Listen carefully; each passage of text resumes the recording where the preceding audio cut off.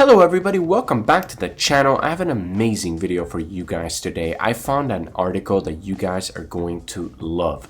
Check this out. It's from wolfstreet.com, and basically the article starts, Housing Bubble Woes. Sales of home below 500,000 plunge. Total sales drop to lowest since lockdown. Supply jumps. This is an amazing opportunity for anybody looking to buy a house. Now I'm just gonna go ahead and just kind of skim through these articles and I'll kind of give a little bit of my opinion. But yeah, if you are looking to buy a house and if you have a fat down payment, things are looking absolutely amazing. Check this out. Sales of single-family houses dropped 12% year over year, and sales of condos co-op plunged 24%, according to the National Association of Realtors. This is absolutely crazy. Check this out. Both mortgage rates and home prices have risen too sharply in a short span of time.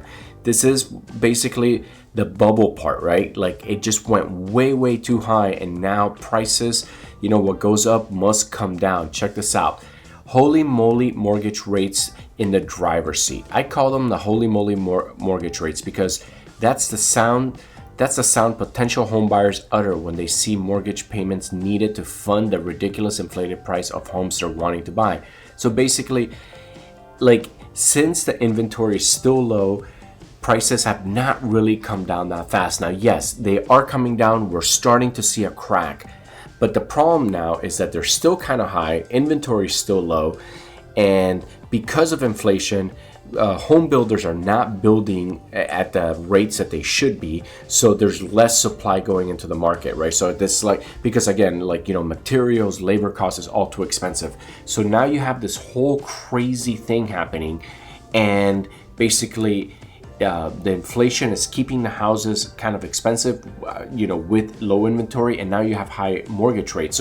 So the average, person, the average employee, the average W-2 employee is looking at it and saying, no, there's no way I'm going to pay, so much more because of the interest rate, right? Remember, the interest rates basically doubled, right? Basically doubled, and they're looking to double once again by the end of the year. So you just got to do the math. What do you think it's going to happen, right? So as we kind of scroll down, as always, when the market turns, supplies that no one thought existed start coming out of the woodwork. And that's what's going to start happening is basically, let me read. The number of homes listed in sales in June jumped by 110,000 from May to 1.26 million, the highest in September, after having jumped 113,000 in May by 100,000 in April. And all last year, the industry lamented that the housing shortage in order to hype up the price, when it was really a refusal by homeowners who bought another home to put their old and now vacant home in the market because they wanted to ride up the price spike all the way to the top. This has now been accomplished. The vacant homes are appearing on the market. So basically, people were waiting, and now they're starting to unload, which is, anyone who doesn't want to miss the peak is trying to gain right now. So as we kind of scroll down, check this out.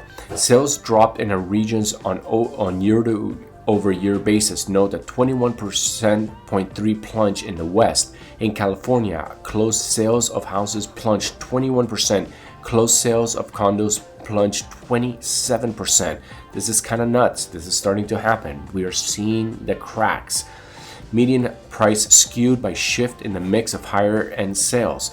The median price rose from 416 up to 13% from a year ago. See, this is the problem. The houses are just becoming too expensive for the average person. When you mix that with high interest rates, you could see that this is starting to get into a hurricane type of scenario, and a strengthening hurricane, which will be the big pop. So, and check this out.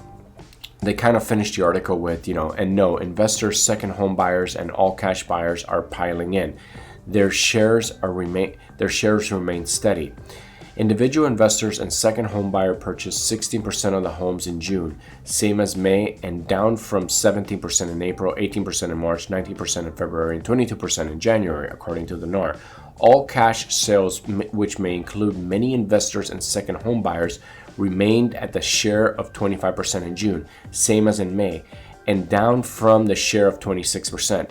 Their shares have been in the same range for the past 12 months. See, what ended up happening is, with inflation being where it's at, the people with the money decided to put their money in real estate, because real estate is by far one of the best investments you could do, especially during high inflation.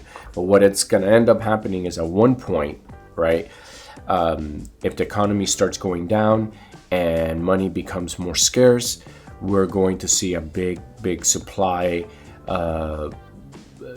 go up by a lot, which at that moment, if interest rates are still high, you will see a huge correction.